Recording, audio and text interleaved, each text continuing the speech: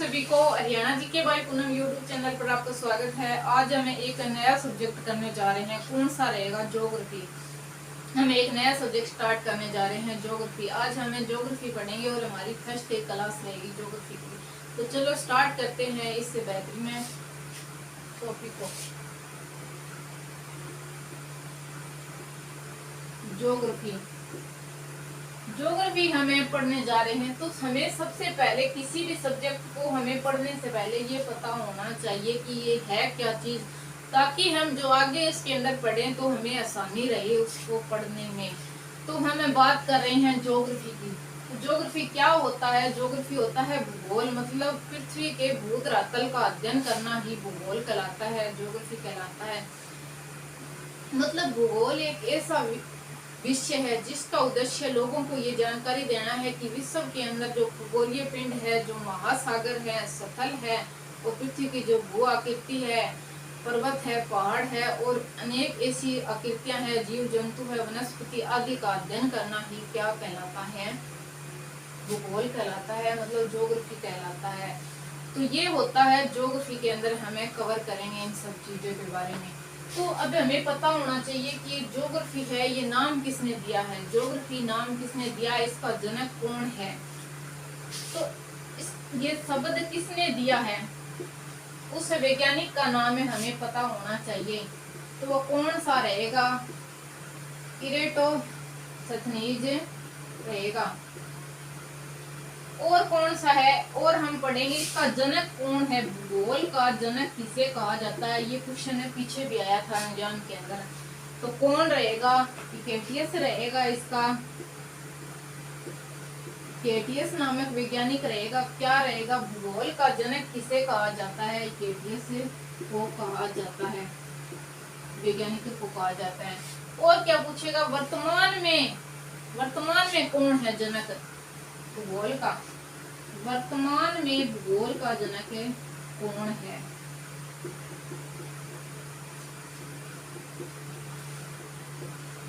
वर्तमान में भूगोल का जनक कौन है? तो वर्तमान में कौन रहेगा? अलेक्जेंडर रहेगा। अलेक्जेंडर रहेगा।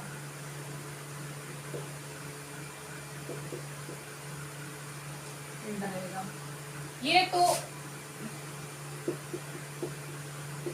तो आप नोट कर लो। इसके अंदर से तो क्वेश्चन पूछा जाता है, और आज के टाइम में इसके अंदर से ज्यादा क्वेश्चन पूछे जा रहे हैं। पहले इतने नहीं पूछे जाते थे इनके बारे में। तो ये तो आप नोट कर लो, इम्पोर्टेंट रहेगा ये। अब हम स्टार्ट करते हैं ज्योग्राफी का एक टॉपिक, नया टॉपिक। हमारी पहली क्लास का टॉपिक रहेगा, फर्स्ट क्लास का ज्योग्राफी का, ब्रह्मांड, यूनिवर्स। मतलब यूनिवर्स की हमें बात कर रहे हैं, ब्रह्मांड के बारे में हम चर्चा करेंगे। हमारा टॉपिक है ब्रह्मांड, मतलब है यूनिवर्स।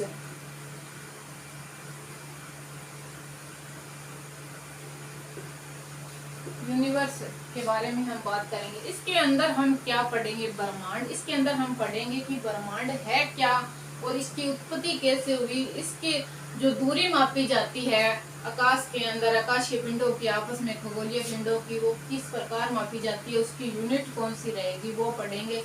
और उसके बाद में बिग बैंग थ्योरी वगैरह, सिद्धांत वगैरह पढ़ेंगे इनके। और बाद में हिग्स बोसन ने एक थ्योरी पेश की थी, वो पढ़ेंगे। वो रहेगी बिग बैंग थ्योरी के आधार के ऊपर कि वो सत्य ही या नहीं, उसके लिए साक्ष्य के लिए उसको बनाया गया था।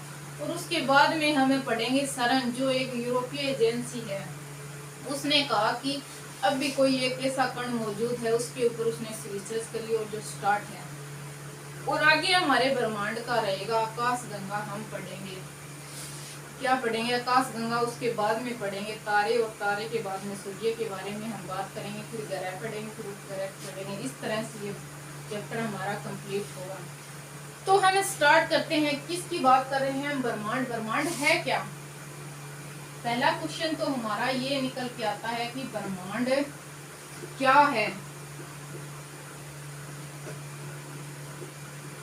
ब्रह्मांड वह सूक्ष्मतम अणु से लेकर समस्त आकाश गंगाओं के सम्मिलित समूह को, एक विस्तार में आकाश गंगाओं के सभी समूहों को मिलाकर क्या बनता है, ब्रह्मांड बनता है।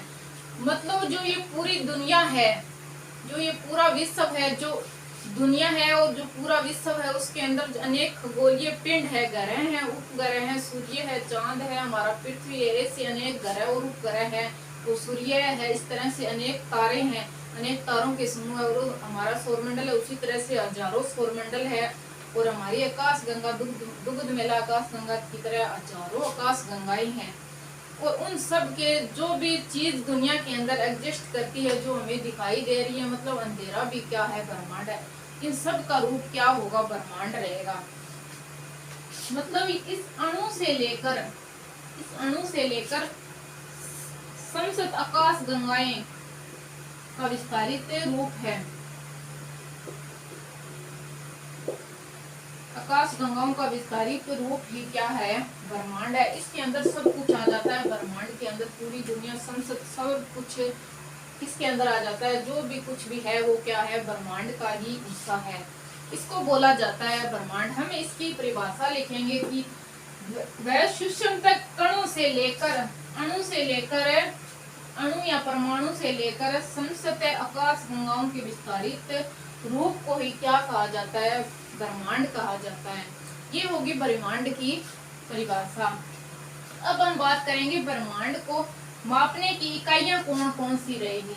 इसको ब्रह्मांड को मापने की इकाइयां हम थोड़ी बाद में पढ़ेंगे, पहले ये पढ़ लें, क्योंकि जब हम आगे बढ़ेंगे तो जो दूरी वगैरह का जिक्र होगा तो हमें समझ में नहीं आएगा। तो इसीलिए हमें पढ़ते हैं ब्रह्मांड को मापने की इकाइयां क्या है।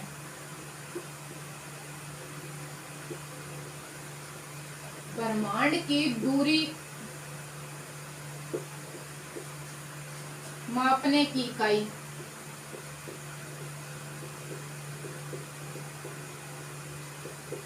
क्या रहेगी। ब्रह्मांड को दूरी मापने की 3 इकाइयां हैं। कौन सी है 3 इकाइयां हैं। एक रहेगा खगोलीय दूरी, एंगस्ट्रॉम भी कहा जाता है, जिसको एंगस्ट्रॉम यूनिट। मतलब दूसरा कौन सी है, लाइट ईयर, प्रकाश वर्ष। और तीसरा कौन सा रहेगा, पार्सेक। 3 यूनिट है, तीनों यूनिट की बात हमें करते हैं। एक तो रहेगा ये क्या है,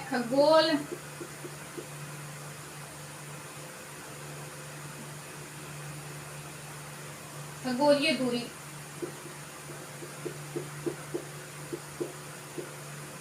खगोलीय दूरी इसको क्या बोला जाता है, खगोलीय दूरी इसको बोला जाता है। क्यों बोला जाता है, इसके खगोलीय दूरी के अंदर क्या होता है, हम एक एग्जांपल के तौर पर आपको मैं बताती हूँ। ये तो है पृथ्वी और ये रहेगा सूर्य।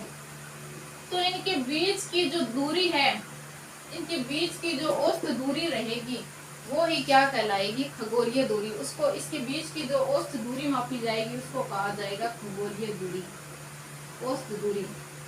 इसको हमें सिंपल दूरी क्यों नहीं कहते, औसत दूरी क्यों कहते हैं।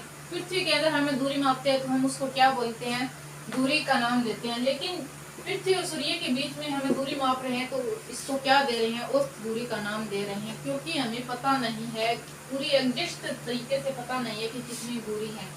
जैसे मैं आपको बता दूं कि पृथ्वी क्या है, हमारी आकाश पृथ्वी सूर्य के जो बाहर चक्कर काटती है वो किस रूप में काटती है, दीर्घवृत्ताकार रूप में काटती है। क्योंकि वह कभी तो सूर्य के नजदीक आ जाती है और कभी दूर चली जाती है। जैसे जुलाई के अंदर क्या होता है, पृथ्वी सूर्य से सबसे ज्यादा दूरी पर होती है और 3 जनवरी को क्या होता है, उस वक्त के टाइम में पृथ्वी सूर्य के नजदीक रहती है। तो इसी तरह से इस दूरी को मापने के लिए उस दूरी का नाम दिया गया, इसी को ही कहा जाता है खगोलीय दूरी। और इसकी यूनिट क्या रहेगी, कितनी दूरी रहेगी, इसके हिसाब से 1.5 गुणा में 10 की घात 8 किलोमीटर। 1.5 गुणा में 10 की घात 8 किलोमीटर। या क्या कहेंगे, अगर मीटर की जगह हमको क्या दिया, किलोमीटर की जगह हमको मीटर दे दिया जाए तो हमारी क्या 3 यूनिट है। मतलब 1 किलोमीटर में कितने मीटर होते हैं, 1000 मीटर होते हैं। तो घात कितनी 3 इंक्रीज हो जाएगी, हमारी घात जब आपस में गुणा होती है तो घातें जुड़ जाती है। ये हमें मैथ के अंदर पढ़ते हैं और आपको पता भी होगा इसके बारे में। तो ये होगा मीटर के अंदर। तो हमें ये ध्यान से टिक करना, पेपर के अंदर भी मीटर दिया हुआ है या किलोमीटर दिया हुआ है। अगर किलोमीटर दिया हुआ है तो ठीक है, 8 कर 10 की घात 8 कर देंगे। अगर मीटर दिया होगा तो हम बना लेंगे, 3 और लगा देंगे 1000। तो ये तो होगी खगोलीय दूरी। अब हम सेकंड बात करते हैं लाइट ईयर। मोस्ट इम्पोर्टेंट रहती है, समय मापने की सबसे महत्वपूर्ण इकाई रहेगी ये कौन सी? लाइट ईयर मतलब प्रकाश वर्ष। लाइट ईयर या प्रकाश वर्ष।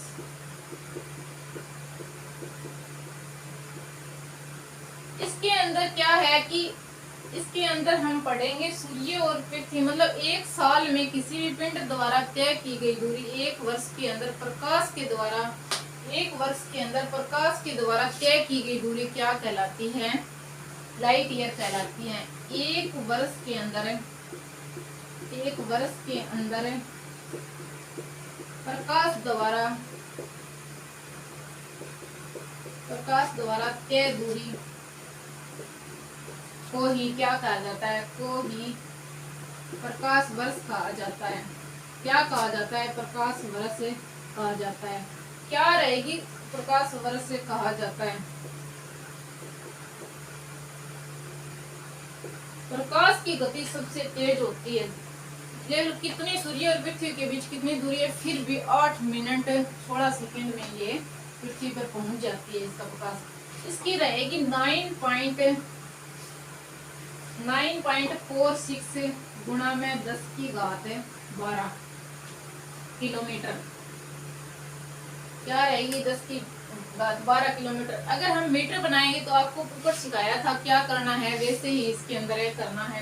किलोमीटर से मीटर बनाना है तो ये क्या बन जाएगी? अगर मीटर के हिसाब से हमें दे रखा हो तो हम किसको टिक करेंगे? 10 की घात 12 के अंदर हमें 3 जोड़ देंगे मीटर बनाने के लिए, तो कितना हो जाएगा? 15 हो जाएगा। आपको समझ आया या नहीं आया? मैंने 15 क्यों लिख दिया? क्योंकि 1 किलोमीटर के अंदर होते हैं 1000 मीटर, और 1000 मीटर और 1000 क्या है? 1000 को हमें 10 की घात 3 भी लिख सकते हैं। क्या लिख सकते हैं? 1000 को हमें 10 की घात 3 लिख सकते हैं। जैसे 1000 के टुकड़े कर दिए, 10 गुणा में 10 गुणा में 10 3 हो गए, तो 10 की घात 3 होगी। और घात को आपस में गुणा करेंगे तो क्या हो जाते हैं? घातें जुड़ जाती है। ये आप पढ़ोगे ज्यादातर सही तरीके से, मैथ के अंदर आपको समझाया जाएगा। तो इसी तरह से हमने यहाँ पे यूनिट लगा दिया मीटर क्या है? 15, 10 की घात 15। ये तो हो गया। तीसरी इकाई कौन सी है? पहली इकाई हमें खगोलीय इकाई पढ़ी, खगोलीय जो यूनिट है वो पढ़ी थी। दूसरी पढ़ी थी हमें लाइट ईयर, प्रकाश वर्ष की दूरी, प्रकाश वर्ष के रूप में जो मापी जाती है दूरी वो। तीसरी कौन सी रहेगी?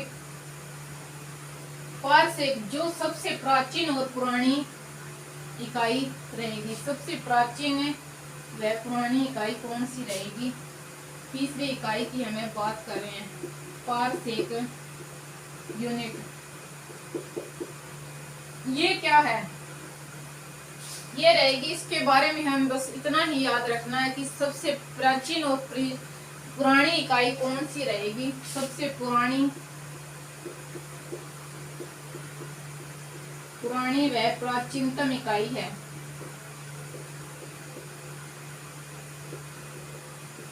इकाई है दूरी मापने की। तो ये क्या है? 3.26 है, प्रकाश वर्ष रहेगा। प्रकाश वर्ष रहेगा किसके बराबर है? 1 पारसेक यूनिट के बराबर। ये हमें याद रखना है। 3.26 प्रकाश वर्ष इसके बराबर होता है, 1 पारसेक के बराबर होता है। इन तीनों यूनिटों के अंदर से हमें ये और क्या क्वेश्चन पूछ सकती है? और हमसे पूछा जाएगा कि इनमें से सबसे बड़ी कौन सी इकाई है? इसको बढ़ते क्रम में लगाओ या किसी भी तरह कह सकता है घटते क्रम में लगाओ। तो सबसे बड़ी कौन सी रहेगी? पारसेक रहेगी सबसे बड़ी। उसके बाद में कौन सी आ गई? लाइट ईयर बड़ी। और इसके बाद में कौन सी हमने पढ़ी थी?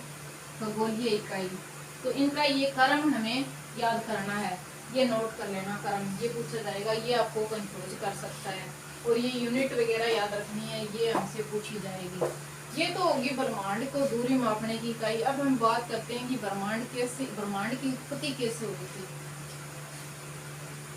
इसके बारे में किन किन वैज्ञानिकों ने हमें क्या क्या बताया, उनके बारे में हमें चर्चा करेंगे। अभी मोस्ट इम्पोर्टेंट है, हमारा स्टार्ट हो रहा है इस चैप्टर का, ब्रह्मांड की उत्पत्ति कैसे हुई। क्या पढ़ेंगे, ब्रह्मांड की उत्पत्ति कैसे हुई।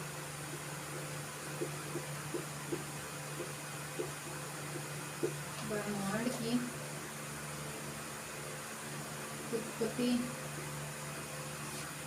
उत्पत्ति कैसे हुई।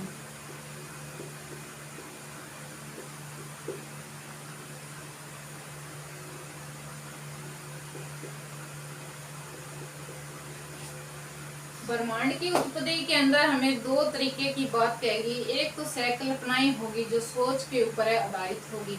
क्या होगी, सहकल्पनाएं होगी जो सोच के ऊपर आधारित होगी। और दूसरे वैज्ञानिकों ने क्या दिया है, सिद्धांत पेश किया है। सिद्धांत के अंदर क्या होता है कि इसके अंदर हमें साक्ष्य मिल जाते हैं, किस आधार के ऊपर ये बात कही गई है, वो होती है सिद्धांत।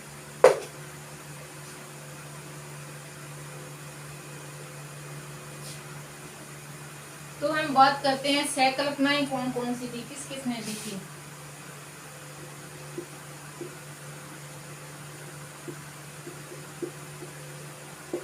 सहकल्पनाएं किसने दी थी, एक तो होगी सहकल्पनाएं, एक रहेगा सिद्धांत।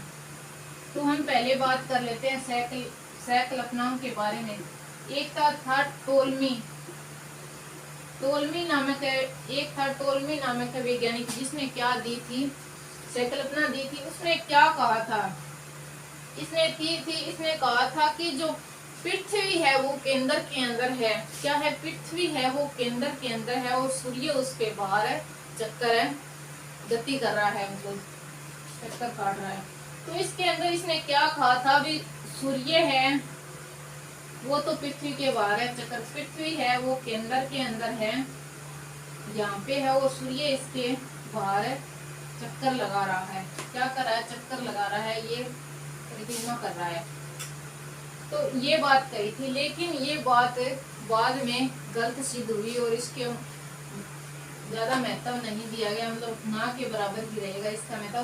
तो इसको बोला क्या जाता है, हमें ये याद रखना है। टोल्मी ने क्या कहा था, टोल्मी नामक भूवैज्ञानिक है, तो ये वैज्ञानिक ने क्या कहा था कि इसने कहा था पृथ्वी के अंदर है और सूर्य उसके बाहर है, चक्कर लगा रहा है। इसको बोला गया भू केंद्रित अवधारणा। क्या बोला गया था इसको, भू केंद्रित अवधारणा का नाम दिया गया था। किस खगोलीय वैज्ञानिक की ये बात थी कि सूर्य पृथ्वी के चारों ओर चक्कर लगाता है। टोल्मी की ये बात रहेगी, किसकी रहेगी, टोल्मी की बात रहेगी। ये सोच के ऊपर आधारित है। क्या रहेगी, ये सोच के ऊपर आधारित है। और बाद में क्या हुआ था, कोपरनिकस, एक और व्यक्ति ने भी सहकल्पनाएं पेश की थी। किसने, एक और व्यक्ति ने भी सहकल्पनाएं पेश की। उसने क्या कहा था, उसने ये कहा था कोपरनिकस रहेगा, निकोलस कोपरनिकस की हमें बात करें। इस दूसरे वैज्ञानिक ने क्या कहा था, इसका जिक्र तो आता ही रहता है, आपने पढ़ाई होगा। इसने क्या कहा था, इसने सही कहा था।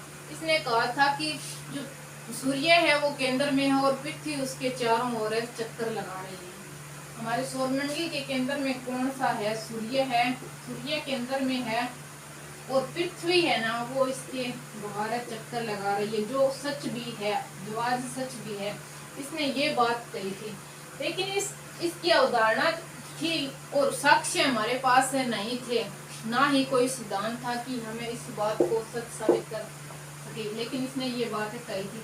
इसकी इस अवधारणा को क्या नाम दिया गया था, सूर्य केंद्रित अवधारणा रहेगी। क्या नाम दिया गया इसको, सूर्य केंद्रित अवधारणा।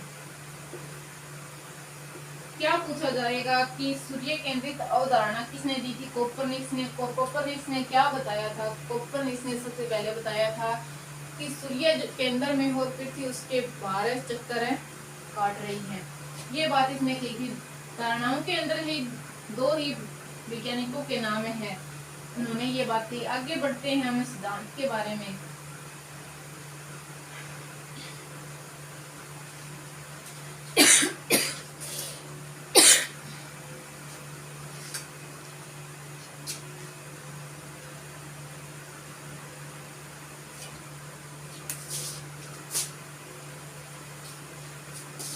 सिद्धांत के बारे में क्या रहेगा कि ब्रह्मांड के सिद्धांत के बारे में 3 तरह के सिद्धांत हैं हमारे। एक तो रहेगा साम्यवादी सिद्धांत,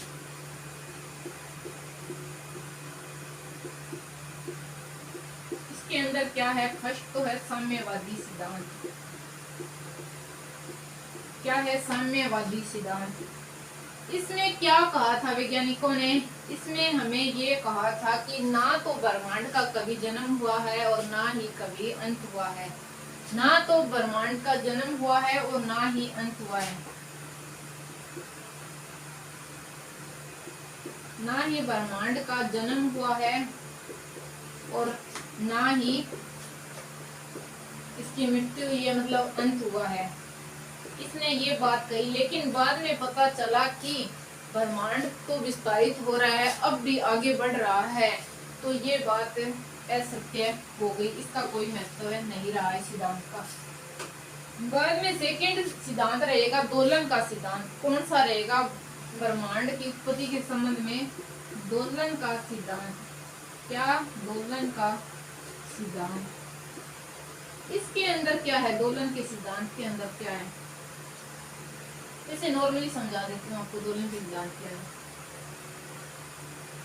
दोलन में क्या होता है, एक बार इधर जाता है एक बार इधर जाता है, जैसे साइंस में हमें पढ़ते हैं इसके बारे में। इसके अंदर क्या है कि ब्रह्मांड का जन्म हो गया।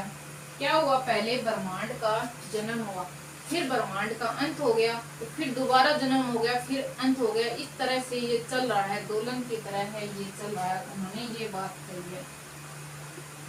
अंत हो गया, फिर इसका दोबारा जन्म हो गया, फिर अंत हो गया, मतलब इस तरह से ये चलता गया, दोलन की तरह चलता गया। इसीलिए इसको दिया गया दोलन का सिद्धांत। लेकिन यह भी सत्य नहीं हुआ। क्यों नहीं हुआ? क्योंकि ब्रह्मांड अब भी क्या हो रहा है, बढ़ रहा है आगे, और आकाश गंगाओं के बीच में दूरियां बढ़ती जा रही है। तो अब रहेगा जो तीसरा सिद्धांत रहेगा महाविस्फोटक सिद्धांत के नाम से जिसे जाना जाता है, बिग बैंग थ्योरी के नाम से उसको जाना जाता है। उसकी चर्चा करेंगे और उसके ऊपर से क्वेश्चन भी निकल कर आते हैं। मोस्ट इम्पोर्टेंट रहेगा वो।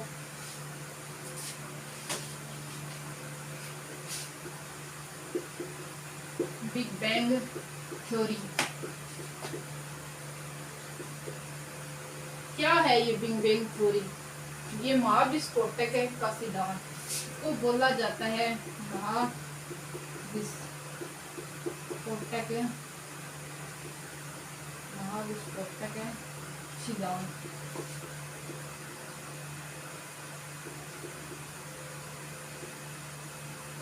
इसके अंदर क्या है कि जब आज जो ये दुनिया है, ये ब्रह्मांड है, इससे क्या 13.7 बिलियन वर्ष पहले एक कुछ घटना घटी थी, उसको नाम दिया गया था बिग बैंग थ्योरी। तो नासा के जो वैज्ञानिक है उन्होंने क्या कहा था, आज से 13.7 बिलियन साल पहले की ये बात कर रहा है, तब कोई घटना घटी थी, उसको बिग बैंग थ्योरी कहा जाता है। बिग बैंग मतलब जो आज दुनिया में इतना बड़ा ब्रह्मांड है, पहले ऐसा कुछ नहीं था। पहला एक छोटे से अणु, मतलब एक छोटे से बिंदु नुमा पदार्थ के अंदर ये पूरी ऊर्जा थी, अनंत ऊर्जा थी उसके अंदर, अनंत घनत्व था उसका, और वो लगातार बढ़ता, उसके अंदर लगातार ऊर्जा और घनत्व बढ़ता जा रहा था। कितना था? एक बिंदु नुमा आकार में था। मतलब कोई भी एक गोलाकार छोटी सी चीज ले लो, बिल्कुल ही छोटी सी चीज के अंदर ब्रह्मांड की जो सारे पदार्थ थे वो एक ही जगह मौजूद थी। उसके अंदर अत्यंत घनत्व और अत्यंत ऊर्जा थी। उसके बाद में क्या हुआ, लगातार वो एनर्जी बढ़ती गई उसके अंदर, और एक टाइम ऐसे आया कि उसके अंदर एक बहुत बड़ा, कुछ समय के बाद में क्या हुआ, एक बहुत बड़ा विस्फोट हुआ। और जो वो विस्फोट हुआ तो अनेकों ऊर्जा निकली, हीट निकली, अनेक पदार्थ निकले और इतनी तेजी से वो आगे बढ़ने लगे सभी। तो उनको नाम दिया गया, जो विस्फोट हुआ उसे महाविस्फोट का सिद्धांत कहा गया, बिग बैंग थ्योरी कहा गया, इसी को ही कहा जाता है। मतलब जो ऊर्जा थी पहले वो एक छोटी सी, ये ब्रह्मांड इतना बड़ा नहीं था उस टाइम, कुछ भी नहीं था, मतलब एक कुंडनुमा आकार के अंदर है। तो सारी ऊर्जा, तो सारा घनत्व, वो सब कुछ था, वो पदार्थ वो एक छोटे से बिंदुनुमा आकार अणु के अंदर ही था। और बाद में जो जैसे जैसे समय बढ़ निकलता गया और वो ऊर्जा बढ़ती गई, तो बाद में क्या हुआ, उसके अंदर एक समय के अंदर आकर क्या हुआ था, वो बिखर गया था, मतलब विस्फोट हो गया उसके अंदर, फिर अनंत ऊर्जाएं निकली इस तरह से, और इसके अनेकों पदार्थ बने, और उसके बाद में क्या, ये पूरा ब्रह्मांड बना। तो इसके अंदर क्या है, इससे पहले मैं बता दूं आपको, इसको समझाने से पहले, ये तो होगी बिग बैंग थ्योरी। अब मैं बताती हूँ कैसे कैसे पदार्थ बने, कितना टाइम लगा किस चीज को बनने के अंदर, वो हमसे पूछ ले। तो एक प्लांक टाइम होता है, समय की सबसे जो इकाई है छोटी, वो क्या रहेगी, प्लांक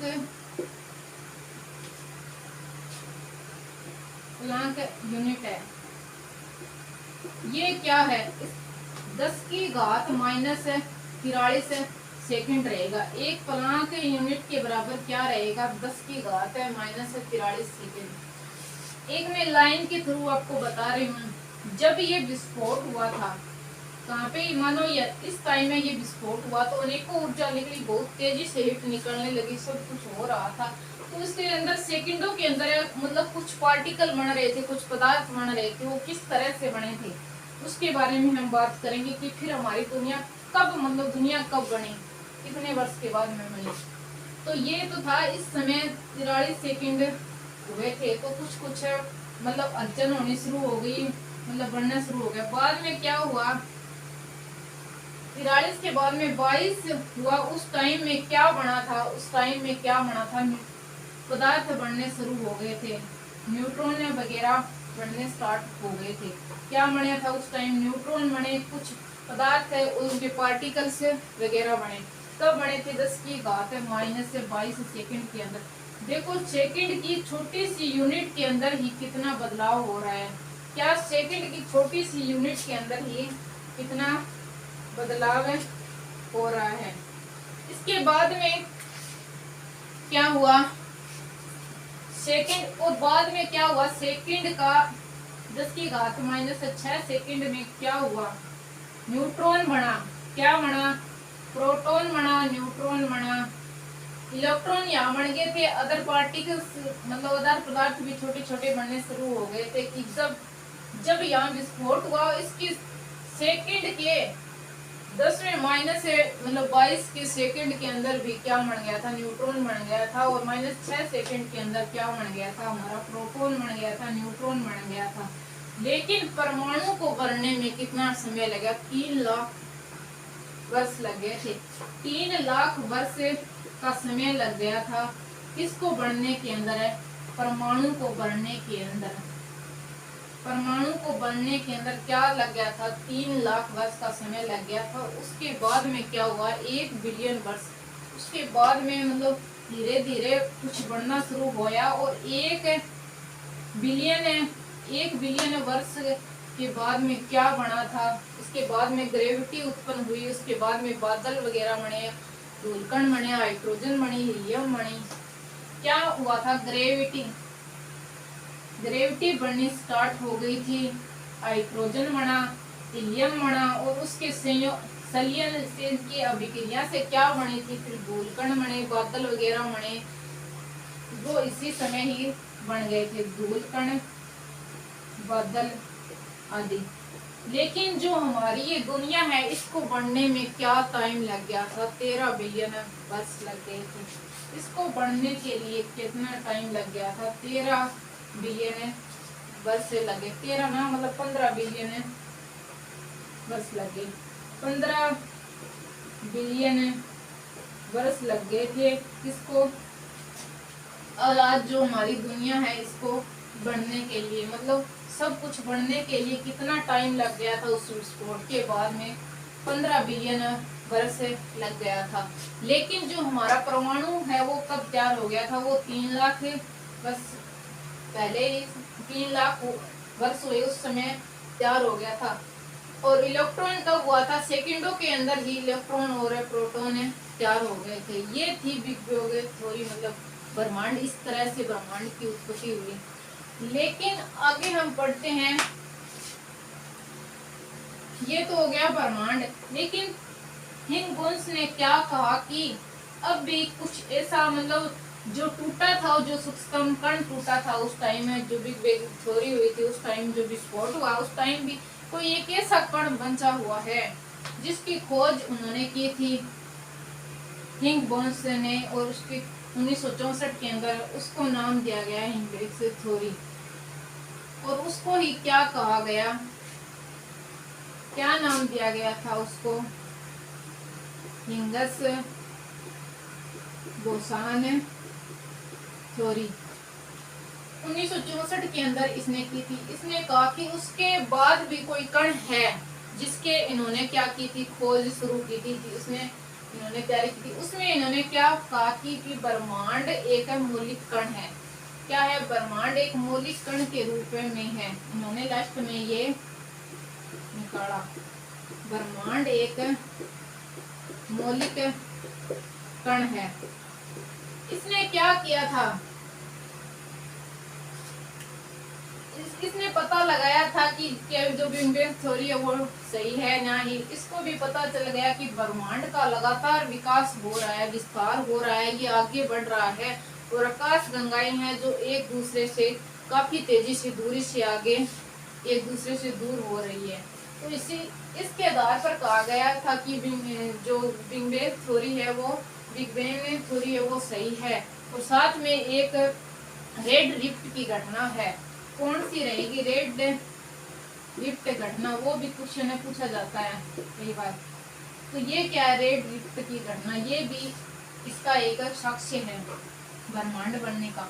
तो इसके अंदर क्या है कि कोई भी चीज है जो दूर जा रही है तो उसका प्रकाश से कम हो रहा है, उसी को कहा जाता है, मतलब ये पृथ्वी है और पृथ्वी से कोई चीज दूर जा रही है, मतलब दूर जा रही है, कोई अलग चीज है तो उसका प्रकाश कम हो रहा है। दूर जाएगी तो वो प्रकाश कम होगा, तो वो प्रकाश कौन सा रहेगा? रेड रहेगा। कौन सा रहेगा? ये हमें लाल दिखाई देने लगती है। क्या दिखाई देने लगती है? लाल दिखाई देने लगती है, क्योंकि ये दूर जा रही है इसीलिए।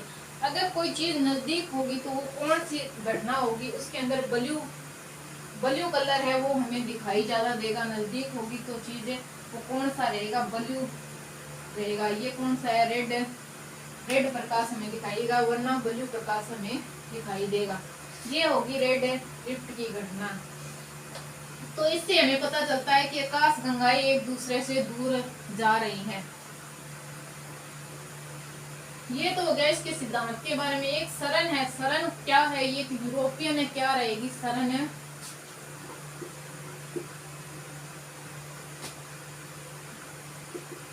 सरण क्या है? ये रहेगी एक यूरोपीय एजेंसी है जिसने क्या रिसर्च किया था कि जो कण टूटे हैं उसके बाद में भी कुछ और कणों के हमें निकल कर आएंगे भी, कुछ और भी उसके अंदर टूट सकता है। जैसे उन्होंने क्या किया था? इन्होंने प्रोटॉन की क्या की थी? प्रोटॉन से टक्कर करवाई थी। प्रोटॉन के कणों को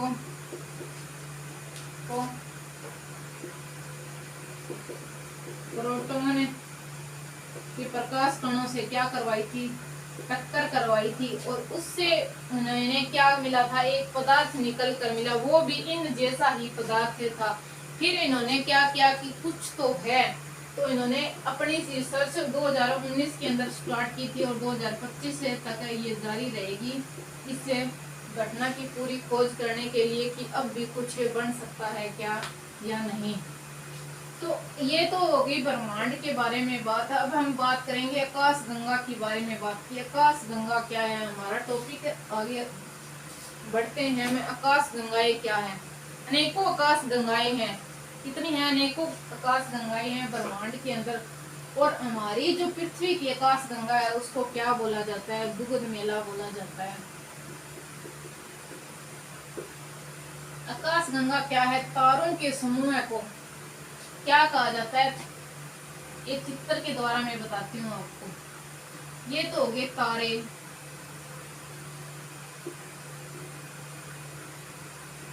अनेक तारों के समूह को, तारों के समूह प्लस धूलकण, धूलकण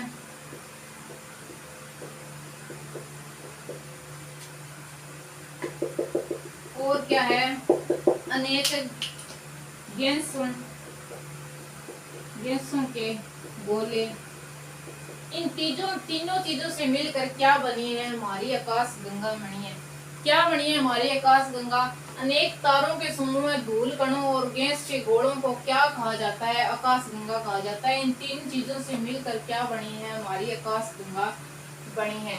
अनेकों इस तरह से ब्रह्मांड के अंदर, सौरमंडल के अंदर अनेकों आकाश गंगाएं हैं। तो हमारी जो सूर्य की, जो हमारे सौरमंडल की आकाश गंगा है पृथ्वी के, वो कौन सी रहेगी? दुग्ध मेला रहेगी। दुग्ध मेला आकाश गंगा कहा जाता है। और क्या बोला जाएगा? दुग्ध मेला आकाश गंगा है। इसके नजदीक, हमारी आकाश गंगा के नजदीक सबसे नजदीक कौन सी आकाश गंगा रहेगी? उसको नाम क्या रहेगा? देवयानी। देवयानी रहेगी हमारी आकाश गंगा के पास सबसे नजदीक की आकाश गंगा। अब हम बात करेंगे आकाश गंगा कितने प्रकार की होती है। क्या आकाश गंगा कितने प्रकार की होती है? हमें पता होना चाहिए। ये क्वेश्चन पूछा जाएगा। और हमारी आकाश गंगा का कार्य कैसा है?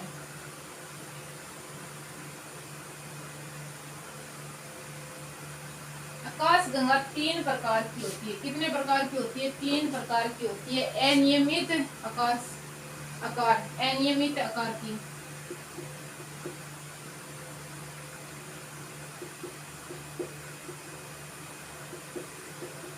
दूसरी कौन सी रहेगी? दीर्घवृत्ताकार, दीर्घवृत्ताकार आकाश गंगा। तीसरी कौन सी रहेगी? तीसरी रहेगी सर्पिलाकार आकाश गंगा। जो हमारी आकाश गंगा है, दुग्ध मेला आकाश गंगा हमारी कौन सी रहेगी? सर्पिलाकार रहेगी। सर्पिलाकार आकाश गंगा। तो ब्रह्मांड के अंदर 3% क्या है? अनियमित प्रकार की आकाश गंगा है। 17% दीर्घवृत्ताकार आकाश गंगा है। और 80% कौन सी रहेगी? सर्पिलाकार आकाश गंगा। और हमारी आकाश गंगा कैसी है? हमारे सौरमंडल की आकाश गंगा रहेगी सर्पिलाकार। ये तो होगी आकाश गंगा। तो अनियमित प्रकार की आकाश गंगा जैसे ऐसी होगी, ऐसी होगी, इस तरह से होगी, जिसका कोई निश्चित आकार नहीं है। और दीर्घवृत्ताकार कैसे होगी? दीर्घवृत्ताकार होगी ऐसी, ना तो वो गोल होगी, चपटे तरीके की होगी दीर्घवृत्ताकार। ये कितनी है? 17% है। और सबसे ज्यादा कौन सी है? हमारी भी है उसके अंदर शामिल, वो रहेगी सर्पिलाकार। यहाँ से इस तरह, इसको बोला जाता है सर्पिलाकार आकाश गंगा। ये तो होगी आकाश गंगा की हमने बात। तारों के समूह, धूल कणों और गैसों के गोले आदि से मिलकर बनती है, क्या बनती है? आकाश गंगा। आकाश गंगा कितने प्रकार की है? 3 प्रकार की है। कौन कौन सी? अनियमित आकाश आकार की आकाश गंगा, दीर्घवृत्ताकार आकाश गंगा और सर्पिलाकार आकाश गंगा। और सबसे ज्यादा कौन सी पाई जाती है? आकाश गंगा सर्पिलाकार पाई जाती है। कितनी पाई जाती है? 80%। ये तो होगी आकाश गंगा की बात। अब हम बात करते हैं नेबुला के बारे में। नेबुला के बाद में हम करेंगे तारे के बारे में।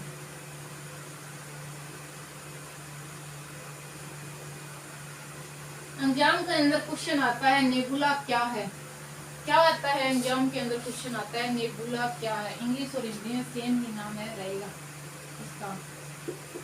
तो नेबुला क्या है? हम क्या कहेंगे? नेबुला क्या है? धूल कणों,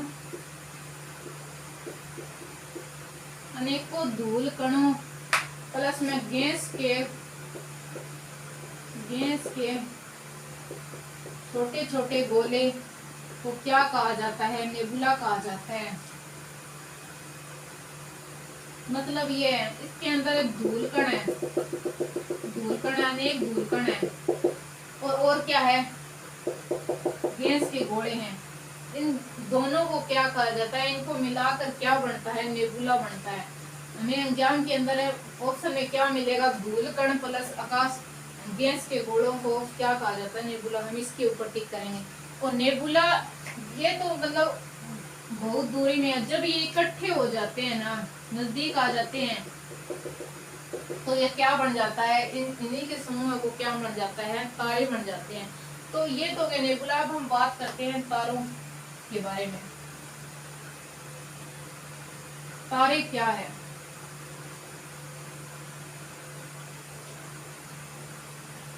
सूर्य क्या है? आप बताओ कि सूर्य क्या है, चंद्रमा क्या है? सूर्य तारा है, चंद्रमा भी क्या तारा है, पर क्यों नहीं है तारा चंद्रमा? इसके बारे में हमें पता होना चाहिए। तो यही कहानी है तारे के बारे में। तारे क्या है? जिनका खुद की इनकी ऊष्मा है, इनका खुद का प्रकाश है, इनके सवे का प्रकाश तथा सवे की ऊष्मा उत्सर्जित करते हैं।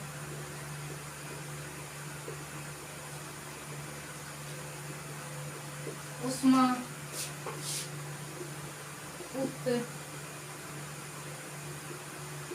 उत्सर्जित करते हैं। क्या है ये? तारे हैं। क्या है ये? तारे हैं। ये भी क्या है? ठोस धूल कणों,